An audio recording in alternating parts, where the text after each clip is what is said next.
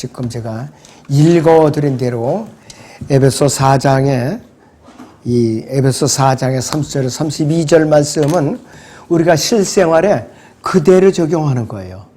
뭐 교리적인, 영적, 역사적 이런 걸 떠나서 그대로 우리가 피부에 와 닿게 단어 하나하나를 적용시키라고 이 생활 지침서예요.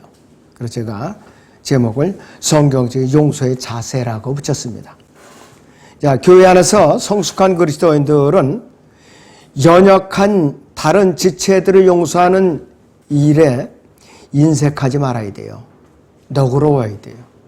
근데 의외로 인색하게 아니 없어요. 아참은 정죄라고 말이죠. 바로 그냥.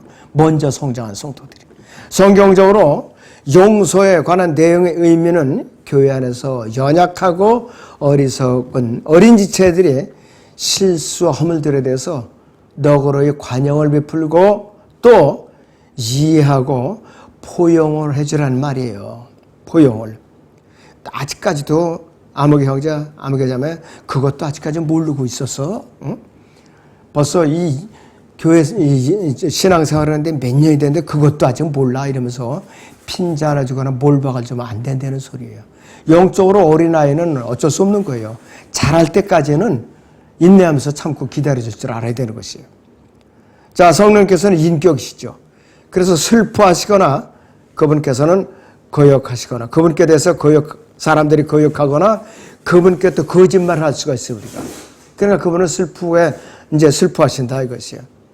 그래서 불의한 자들을 형벌에 처할 심판의 날까지 가두어두신 것처럼 우리 그리스도인은 구속의 날까지, 즉 몸의 구속을 받는 그날까지 우리는 성령으로 인치심을 받은 존재들이에요.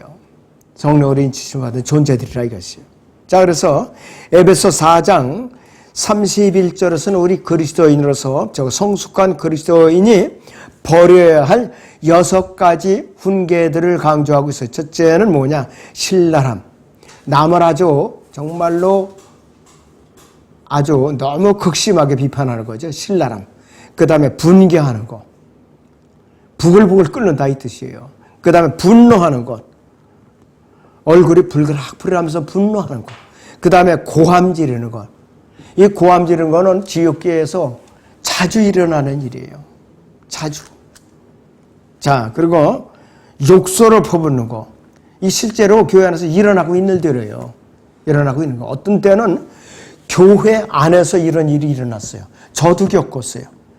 무더기를 일어나갖고 담임 목사 설교를 하는데 그냥 뒤집어 엎고 난리를 치면서 욕설을 퍼붓고 그 나이살에 넘어온 원로되는 장년부가 앞장서 갖고 나서 그 짓을 했던 거예요. 이건 엄청난 죄악이에요, 이것은. 그리고 모든 악한 뜻을 품은 것. 이것이 육신적인 교회 안에서는 교회 안에서 끊임없이 일어나고 있어요. 끊임없이. 언제까지? 들림받는 그때까지. 그래서 이런 마음을 한 가지라도 품고 있으면은 용서하지 않는 마음에 품고 있다는 증거예요. 이 6가지가 한 가지라도 포함되어 있으면은. 그래서 이 분노는 아주 잔인하기 짝이 없어요. 분노는. 분개는 사나운 것이라고 그랬어요.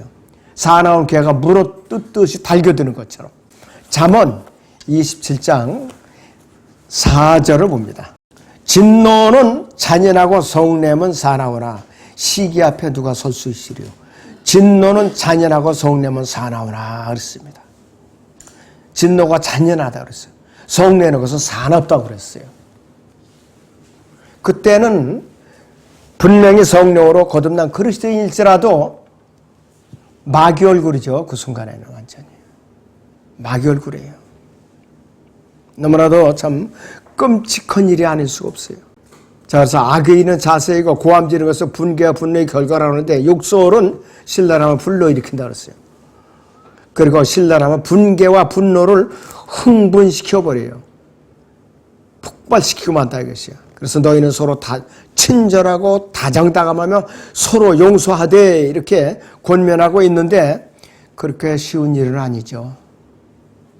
말씀으로 성장하고 다듬고 또 다듬어져야 실행에 옮길 수 있고 실수하지 않는 행동들이 이것이. 자, 첫째는 용서하지 않는 마음의 요소들이 있어요. 용서하지 않는 마음의 요소들이 돼. 첫째는 더러운 말이에요. 더러운 말을 여러분들이 제가 굳이 제 입술에다 선포를 안 해도 상상이 가죠. 그래서 더러운 말을 예를 들으면 또 이게 강단이 더러워지니까 제가 이제 예를 들지 않겠습니다. 바울은 말과 관련해서 특별히 조심할 것을 강조하고 있어요. 조심할 것을. 에베소 4장 29절을 잠깐 보죠. 너희 입에서 어떠한 더러운 말도 나오지 아니하고 오직 서로를 세우는 데 필요한 좋은 것만을 말하여 듣는 자들에게 은혜를 끼치게 하라 그랬습니다. 참 더러운 말은 나열하면 이루 말할 수도 없어요. 이루 말할 수도 없어요. 근데 사람들이 더러운 말을 하는 거를 대수롭지 않게 여기는 것이요. 대수롭지 않게. 여기서 우리 이 성경에는 서로를 이렇게 갖고 이탈리아로 해놨죠. 이거는 영어 킹제임 성경에는 없는데 우리가 문맥상 말을 부드럽게 통하기 위해서 이탈리아로 표시한 거예요. 이런 경우에. 이런 거는 좋은 거예요. 이렇게 하는 거는. 그냥 여기서 그거를 빼놓고 세우는데 하면은 좀 이상하잖아요. 그래서 서로를 세우는데 이렇게 말을 이제 앞뒤로 연결을 해주는 거라 이것이. 그래서 우리가 주님 안에서 용서하지 않는 마음을 갖고 있을 때는 다른 사람들에 대해서 해서는 안 될 말을 함부로 막 쏟아내는 거예요. 그러니까 나의 입술이 상처를 주는 사정없는 화살들을 쏟아내는 그런 무기가 되어버리는 거예요. 참 하여튼 입이라는 게 참 우리가 잘 놀려야 되는데 이게 말같이 쉽지는 않습니다. 자, 그래서 에베소 4장 31절에서는 욕설에 대해서 말하고 있죠. 다른 지체들에게 악평할 기회를 즉시 사용한다면은 우리는 그 연약한 지체에게 어떻게 되는가? 원한을 품어대는 거예요, 우리가. 그래서 용서하지 않는 마음이 어떤 것인가? 헐뜯고 험담하고 비난하는 거, 비방하는 거, 욕설을 퍼붓는 거, 이건 내가 용서하는 마음을 갖지 않았다는 것이에요, 바로. 용서하지 마음을 갖다는 것은. 자, 그래서 만약에 우리가 무언가 좋은 말을 할 수 없다면은, 우리는 자신의 마음 속에 뭔가 악한 것을 품고 있는 거예요. 악한 것. 여러분들도 하루 종일 한번 이제 잠자리에 눕기 전에 내가 오늘 어떤 말을 누구에게 어떻게 쏟아부었는가 살펴보고 주무셔요. 그러면 이제 하나하나 정화되는 거예요. 자, 용서하지 않는 마음의 요소를 두 번째가 마음속에 악한 이제 사악한 감정들을 품고 있는 것이에요. 마음속에 갖고 있는 사악한 감정들이에요. 자, 우리는 가끔 혀를 조절할 수가 있지만은 우리는 아주 자주 입술을 깨물고 어떤 지체에 대해서 사악한 말을 이제 참고 하지 않을 수가 있죠. 그런데 만약에 연약한 다른 지체들이 성숙한 그리스도인의 마음속에 만약에 마음속에 무슨 감정이 있는가를 들여다본다면은 충격을 받게 되고 실족하게 되어버려요. 아우, 내가 저 성장했다는 저분을 알고 보니까 무서워. 말 걸었다면 큰일 나겠어. 내가 입 조심해야지. 괜히 말했다가는 본전도 못 붙겠어. 이런 마음이 들게 한다면은 성숙한 그리스도인이 덕이 안 되는 거예요. 덕이 안 된다 이것이요. 그래서 에베소 4장 31절에 모든 악이라고 표현하고 있는 거예요, 이것들을. 자, 그래서 누군가가 우리를 해치게 되면 우리는 즉각 극도로 악해져요. 감정이 일어난다 이것이요. 자, 그래서 악이야말로 마음속에 심각한 악영향을 주는 거예요. 굉장히 심각한 거라겠어요. 그래서 이 마음속에 악의를 품고 있으면은 독약처럼 온몸에 퍼져요.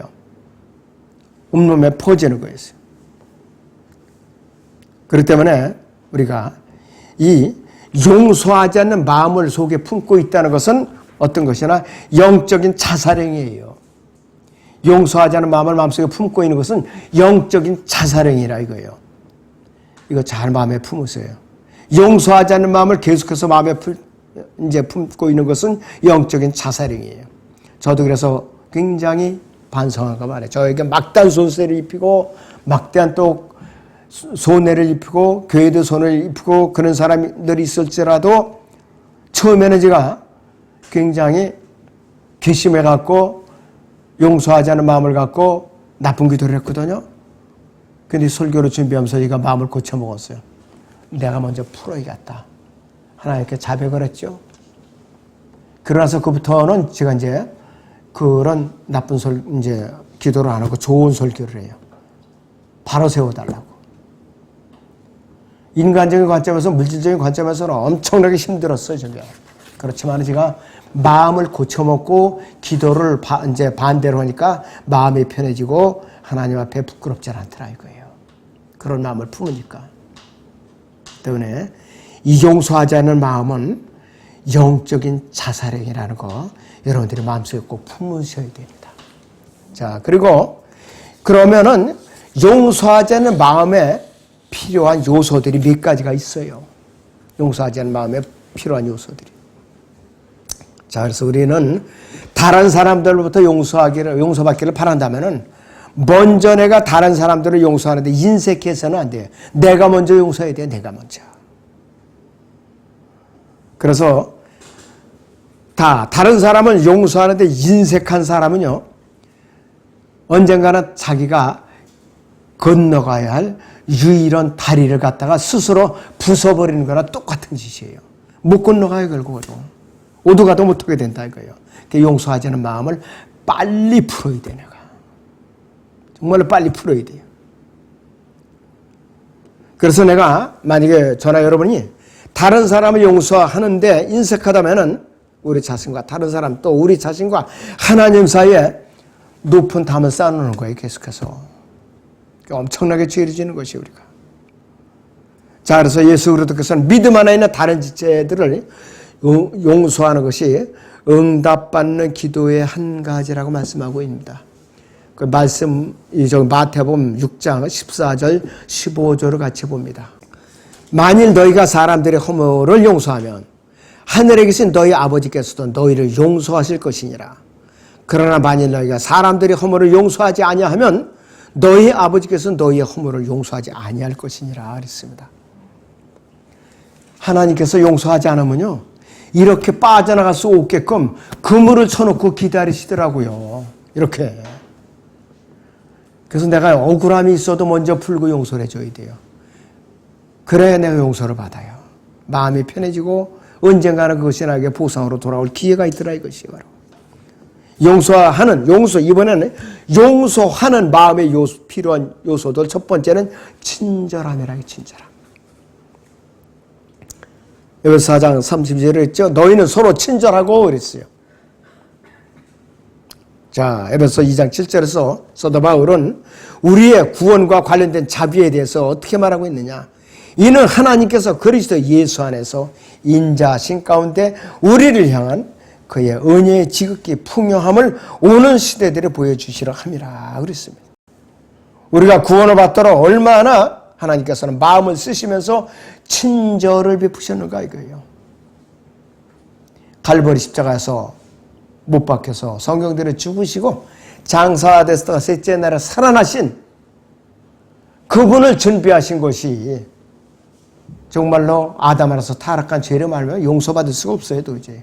그런데도 불구하고 우리를 위해서 용서를 해 주시기 위해서 인내하면서 친히 갈보리에 몸을 들이신 그분으로 인해서 우리는 용서를 받게 됐다 이것이에요. 디도서 3장 3절 보죠. 거기 우리도 한때는 어리석고 복종치 아니하며 미혹당하고 여러 가지 욕심과 쾌락의 종로로 타며 악과 시기 속에서 살고 가증스러우며 서로 증오하는 자였으나 있습니다. 현재 저나 여러분의 상태입니다. 이것이 바로. 이대로예요, 우리는. 지금도 역시 어리석고 복종치 아니하면 미혹당하고 여러 가지 욕심과 쾌락의 종로로 타며 악과 시기 속에 살고 가증스러우며 서로 증오하는 자였으나 아직도 여러분의 몸 안에 이 찌꺼기들이 남아 있어요. 지금도. 기회만 주어지면 불쏘시개만 준비되면은 화를 타오를 수가 있다 이것이에요. 여러분들. 만약에 우리가 계속해서 이렇게 머물고 있다면은 우리는 계속해서 저주받고 또 그리스도의 심판서가 올라가더라도 상급이라는 걸 기대할 수도 없는 거예요. 구원받지 못한 사람들은 영원한 저주의 이제 지옥불을 기다리고 있는 것이고. 자, 그래서 우리가 구원받기 위해서 하나님을 의지할 수 있었던 것은 그분의 무한하신 자비와 긍휼 때문이에요. 자비와 긍휼 때문이에요. 하나님의 가슴은 우주보다 넓어요. 여러분의 가슴은 아무리 넓어도 1m 못 넘어요. 아무리 넓어도. 그런 하나님의 무한하신 그 마음의 가슴으로서 우리를 품고 감싸주기 때문에 우리가 구원받은 거예요. 그렇지 않으면 어떻게 구원을 받습니까, 우리가? 자, 디도서 3장 4절에서 5절을 같이 봅니다. 그 후 인간을 향한 우리 구주 하나님의 인자하심과 사랑이 나타나서 우리가 행한 의로운 행위에 의하지 않고 그의 자비하심에 따라 중생의 시승과 성령의 새롭게 하심으로 우리를 구원하셨으니 그랬습니다. 성령으로 거듭나게 하셨다는 말이에요. 사울 왕은요, 평생 자기 사위로 맞아들인 다윗을 죽이려고 평생을 쫓아다녔어요. 원수같이 여기고. 그런데 결과적으로는 사울과 세 아들이 비참하게 죽었죠. 필리스티인들에서 벽산 성벽에 목이 달린 채로 매달려서 시체로 매달려 있었어요. 그런데 다윗은 원수를 여기지 아니하고 사울의 집안에 누가 남아있는 자가 있느냐. 요나단하고는 절친했었죠. 요나단으로 인하여 내가 그 집안에 자비를 베풀리라고 했어요. 근데 남아있는 게 참 무지리 찌꺼기 하나 남아있던 거예요. 절름발이 요나단의 아들 무피보셋이 남아있었어요. 피나가다가 떨어뜨려갖고 다리가 절개된 거지. 그래갖고 사울의 재산을 다 돌려주고 집안을 다시 보존시켜준 거예요. 제가 만약에 다윗의 입장에 있었다면은 정말로 그걸 상상하면은 거들떠 보질 않았을 것 같아요. 얼마나 죽이려고 그랬었는지. 몇 번씩 창으로 던져서 죽이려고 하고 군대를 동원하고 죽이려고 몇 겹으로 포위하고 그랬던 적이 한두 번이 아니란 말이에요. 그랬던 사울의 집안을 일으켜 세워준 거예요. 그 마음의 중심을 하나님께서 보신 거예요. 다윗의 마음의 중심을 보신 거라 이것이에요. 그 다음에 여기서 우리가 용서하는 마음에 필요한 두 번째 요소는 뭐냐? 불쌍히 여기는 거. 남을 불쌍히 여기는 것이 아니라 자신을 불쌍히 여기는 거예요. 여기서는 영어로는 tender heartedness를 tender heartedness. 나를 불쌍히 여기는 게 나 자신을. 완악한 마음은 하나님 앞에 매우 가증스럽게 이를 데 없어요. 그래서 나 자신이 완악한 마음을 갖고 있으면은 나에게 축복과 기쁨을 몽땅 뺏기고 마는 것이 나에게. 완악한 마음은 모든 신랄함과 분개와 분노와 고함 지르는 것, 욕설, 모든 악의의 결과예요. 자, 그래서 이 완악한 마음은 마음속에 사악한 감정을 품고 있을 때에 그대로 나타나는 것이에요. 그래서 바울은 우리에게 나 자신을 불쌍히 여기는 마음이 없으면은 다른 사람을 용서하는 마음이 나올 수가 없어요. 다른 사람을. 내가 항상 교만하고 자신만만하고 내 의가 강하면은 다른 사람을 용서하고 싶은 마음이 없어요. 인정이 나올 수가 없어요. 자, 그 다음에 다른 사람을 용서할 수 있는 세 번째 요소는 정직함입니다. 내가 정직해야 돼, 내가. 용서하는 마음이 필요한 세 번째 용서예요. 자, 에베소 4장 15절을 같이 보죠. 오직 사랑 안에서 진리를 말하며 우리가 모든 일에 성장하여 그에게 이르리니 그는 머리시며 곧 그리스도시니라 그랬습니다. 또 마태복음 18장 15절에서 17절에서는 하나님께서 우리에게, 예수님께서 우리에게 믿음 안에 지체들 사이에 어떻게 교제를 나누고 어떻게 서로 용서를 주고받는가, 용서의 법칙에 대해서 아주 자세하게 지침을 일러주고 있습니다. 자, 마태복음 18장 15절부터 보죠. 또 네 형제가 네게 죄를 짓거든 가서 그와 그 사람만 있을 때 그에게 그의 잘못을 일러주라. 만일 그가 네 말을 들으면 너는 그 네 형제를 얻은 것이라. 그러나 만일 그가 네 말을 듣지 아니하면 너 외에 한두 사람을 더 데리고 가서 두세 증인의 입으로 모든 말을 입증하게 하라.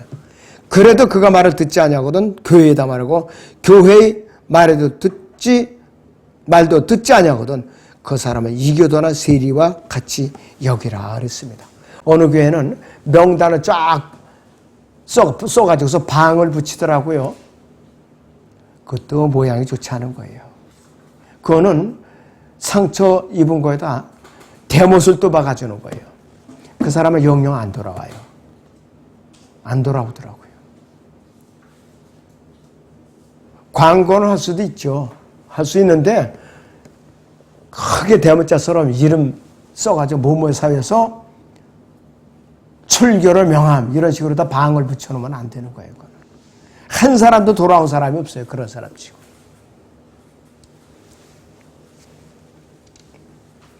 여기에 용서의 법칙에 만약에 공개적으로 교회에다 먼저 공개를 해버리면은 이 사람 실족하는 거예요. 먼저 은밀히 단둘이만 있을 때 얘기를 해갖고 그 사람이 돌이키면 진짜 오는 것이고, 그래도 만약에 안 되면 두세 사람은 증인을 세워서 같이 있는 가운데 또 타이로서 안 듣고, 그때는 교회에다 공개적으로 다 알리는 거예요. 그래서 처음부터 교회에다가 공개적으로 말해버리면은 그 사람은 넘어지고 안 돌아와요. 그 순서로 여러분들이 잘 기억을 하셔야 됩니다. 이 사람이 교회 밖으로 나가면은 그 교회에 대해서 좋게 얘기를 안 하죠. 악평을 하고 돌아다닐 거예요. 그 사람은 이제 돌이키질 않아요. 점점 나빠지지. 그래서 공개적으로 그 사람을 징계하는 것은 신중에 신중을 기해야 된다 이것이요. 그러면은 왜 이렇게 해야 되는가? 자, 에베소 4장 32절을 다시 보시면 너희는 서로 친절하고 다정다감하며 서로 용서하되 하나님께서 그리스도를 위해 너희를 용서하신 것 같이 하라 그랬습니다. 우리도 교리적으로는요, 예수 그리스도를 갈보리 십자가 못 박혀 죽인 죄인들이에요. 여러분들도 아담 안에서 타락했기 때문에. 자, 예수님께서는 마태복음 18장에 23절에서 35절에까지 아주 굉장히 긴 예화를 들고 있어요. 어떤 사람이 1만 달란트를 빚을 졌어요. 근데 왕이 갚지 못하니까 그 종이 무릎 꿇고 갚겠다고 용서를 구하니까 불쌍해서 탕감을 해줬어요. 근데 이 사람이 용서받고 나가서는 자기에게는 100이 달란트, 자, 100데나리온 빚진 사람, 이거한테 굳이 받아내려고 용서를 안 해주고 감옥에다 가둬버렸어요. 그 왕이 이 말을 듣고 용서해줬던 사람, 1만 달란트 용서받은 사람 가둬버렸죠. 내가 용서받았으면은 다른 사람도 조건 없이 용서를 해줘야 되는 것이요. 다른 사람도. 그런데 내가 용서를 인색하면은 하나님께서 나를 인색하게 취급하셔요. 아주 인색하게 취급을 하시는 거예요. 자, 그리고 자, 용서하지 않는 마음은 감옥 생활입니다. 용서하지 않는 마음은 감옥 생활이에요. 우리가 용서하지 않는 마음을 갖고 있다면은, 우리가 믿음 안에는 형제나 자매를 용서하지 않는다면은 바로 우리가 마음의 감옥에 스스로 갇히는 거예요. 우리가 마음의 감옥에 갇히면 빠져나오기가 더 힘들어요. 세상에 있는 감옥은 형기가 끝나거나 사면되거나 감형이 되면 나올 수나 있죠. 근데 마음의 감옥에 갇혀버리면 못 나와요. 이 영적인 감옥은 무시무시한 감옥이에요. 무시무시한 감옥이에요. 그래서 악한 생각과 분노와 악의를 품는 것은 죄라 이것이에요.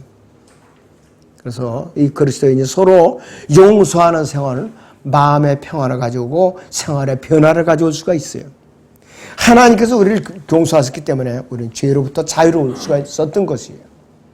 우리는 믿음 안에 있는 지체 사이에서 서로 용서함으로써 서로 영적인 자유를 누릴 수가 있죠. 여러분께 영원한 생명을 주셨고 주님의 몸에 지체로 붙여주셨고 또 하늘의 생명체 이름을 기록하여 주셨는데 그분의 신부로 우리를 이제 꽁꽁 붙들어 주셨는데 우리가 이 땅에서 나에게 해를 입혔다고 그래서 같은 믿는 사람들이 있었어요. 떠나버렸어요. 두고두고 용서하지 않고 원망하고 불평하고 저주하는 기도를 한다면은 그 사람은 영적인 감옥에 갇힌 거예요. 이미. 헤어나기가 힘들어요. 빨리 정신을 차리고 돌이켜서 내가 용서를 해야 돼요. 그래야만 영적인 감옥에서 나올 수가 있어요. 보이는 자물쇠로 채워놓지 않았을지라도 영적인 감옥의 자물쇠는 더 견고한 자물쇠예요. 무서운 자물쇠입니다. 그래서 왜 우리는 다른 사람을 왜 용서해야 되는가요? 하나님께서 아무런 조건 없이 여러분들을 용서를 해놓으셨어요. 어디서? 갈보리 십자가에서. 그러니까 우리도 용서를 해야죠. 우리도 용서를 해야 된다 이것이. 예수 그리스도 육신을 입고 이 세상에서 오신 목적은 잃어버린 자를 찾고 또 구원하러 오신 거예요. 누가복음 19장 10절인 대로. 그리고 또 하나님께서는 모든 사람이 구원을 받고 진리의 지식에 이르기를 원하시며 그랬습니다. 디모데전서 2장 5절을 보겠습니다. 하나님은 한 분이시요 하나님과 사람 사이의 중보자다 한 분이시니 곧 사람이신 그리스도 예수시니라 그랬습니다.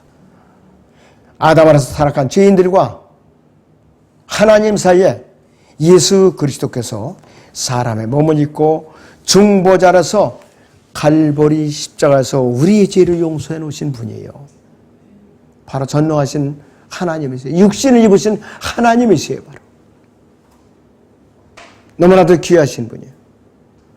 그리고 베드로서 3장 9절인 것 같이 아담 안에서 죄인된 우리에게 대하여 우리에 대해서 오래 참으시 아무도 멸망하지 않고 다 회개에 이르게 하라 하심이라고 그랬어요.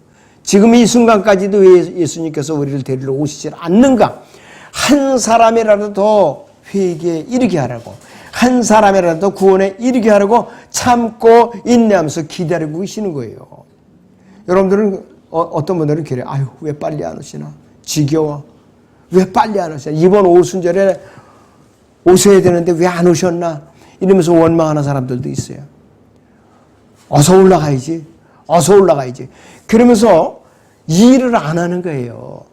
복음도 전하지 않고 입은 조잘거리면서 여기저기 잘 떠돌고 돌아다니는데 남을 세워주는 일은 소홀히 하고 주님께서 오시기만을 기다리면 그건 본이 안 되는 것이에요.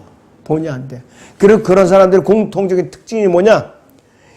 입이 싸요. 절다면서 그냥 입이 무거워야 돼요, 여러분들. 주님께서는 내가 그들이 불의에 대하여 자비를 베풀며 그들이 죄들과 불법들을 다시는 기억하지 아니하실 것이라 하셨다. 이것이 히브리서 8장 12절의 말씀이에요. 다시는 기억지 않았다 그랬잖아요, 우리께서는. 그런데 우리 께서 그렇게 조건 없이 우리를 용서해 주셨으면 우리도 믿음 안에 있는 다른 죄들을 용서하는데 조건을 일일이 달아서는 안 돼요. 조건을 일일이 달아서는 안 돼요. 그래서 용서를 하지 않고 분노를 품고 있는 자체가 무거운 죄의짐이라 이거예요. 무거운 죄의짐. 이거는 물건을 어깨에 진 짐보다 더 아주 견디기 힘든 짐이에요. 죄의짐을 말할 것도 없어요. 이거는 불면증까지 가져와요. 너무 극심해가지고. 만약 우리가 믿음 안에 있는 지체들 사이에 서로 용서하지 않으면 성령께서 근심하고 슬퍼하세요. 근심하고 슬퍼하세요.